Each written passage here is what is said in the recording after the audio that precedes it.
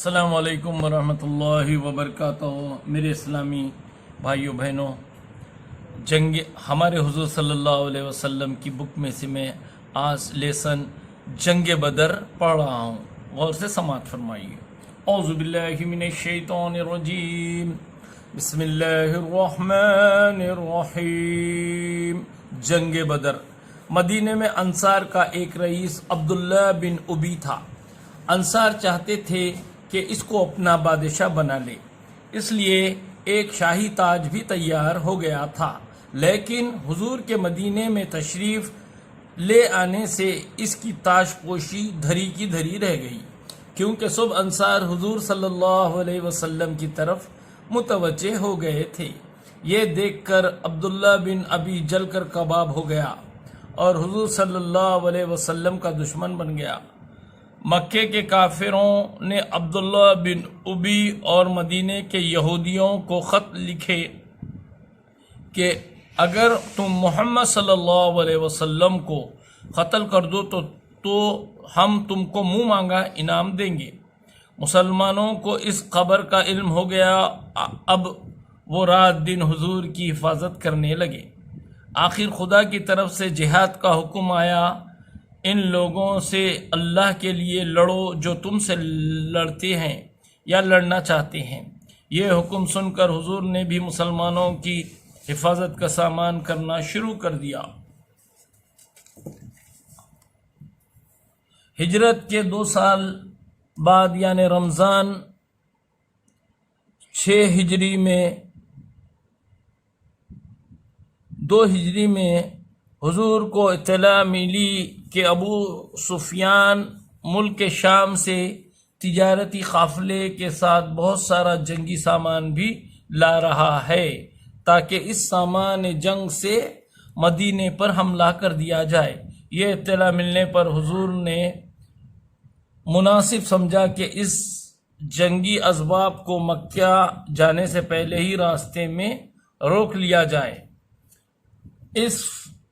اس فہم کے لیے مدینے سے 313 مسلمان تیار ہوئے، جن میں 60 مہاجر تھے، باقی سب انصار تھے۔ حضور مدینے سے 80 میل دور بدر نامی ایک گاؤں میں پہنچے تو معلوم ہوا کہ ابو سفیان تمام جنگی سامان بچا کر لے گیا ہے، البتہ مکے کے 1000 کافر جنگ کرنے کے لیے آ رہے ہیں۔ آخر رمضان کی 17 تاریخ کو بدر کے میدان میں دونوں فوجیں آمنے سامنے ہوئیں تو حضور صلی اللہ علیہ وسلم نے دعا کے لیے ہاتھ اٹھائے اور انتہائی عاجزی کے ساتھ خدا سے عرض کی، یا اللہ، یہ قریش بڑے غرور کے ساتھ آئے ہیں تاکہ تیرے رسول کو جھوٹا ثابت کرے۔ اے اللہ، بس اب تیری وہ مدد آ جائے جس کا تو نے مجھ سے وعدہ فرمایا ہے۔ مولا کریم، اگر آج یہ مٹھی بھر جماعت ہلاک ہو گئی تو اس زمین پر تیری عبادت کرنے والا کوئی نہ ہوگا۔ اس جنگ میں سب سے زیادہ سخت امتحان مہاجرین کا تھا۔ ان کے اپنے بھائی اور رشتہ دار مقابلے میں تھے، کسی کا باپ، کسی کا بیٹا، کسی کا چچا، کسی کا ماموں اور کسی کا بھائی اس کی تلوار کی زد میں تھا، اور ان کو اپنے ہاتھوں سے اپنے جگر کے ٹکڑوں کو کاٹنا پڑ رہا تھا۔ اس سخت امتحان میں صرف وہی لوگ ٹھہر سکتے تھے جنہوں نے سچے دل سے اللہ سے یہ عہد کیا تھا کہ جن رشتوں کو اس نے جوڑا ہے بس وہ انہی کو جوڑیں گے، اور جن کو اس نے کاٹنے کا حکم دیا ہے ان کو کاٹ پھینکیں گے، چاہے وہ کتنا ہی قریبی عزیز کیوں نہ ہو۔ اس کے ساتھ ہی انصار کا امتحان بھی کچھ کم سخت نہ تھا۔ اب تک تو مکے کے مشرکین کی نظر میں ان کا جرم بس اتنا تھا کہ انہوں نے مکے کے مسلمانوں کو اپنے یہاں پناہ دی تھی، لیکن اب تو وہ کھل کر اسلام کی حمایت میں کافروں سے جنگ کرنے کے لیے نکل آئے تھے۔ لڑائی کا آغاز ہوا تو اتبا جو کفار کے لشکر کا سردار تھا اپنے بھائی شیبہ اور بیٹے ولید کو لے کر میدان میں نکلا۔ مسلمانوں کے لشکر سے حضرت عوف، حضرت معاذ اور حضرت عبداللہ بن روحہ مقابلے کے لیے نکلے۔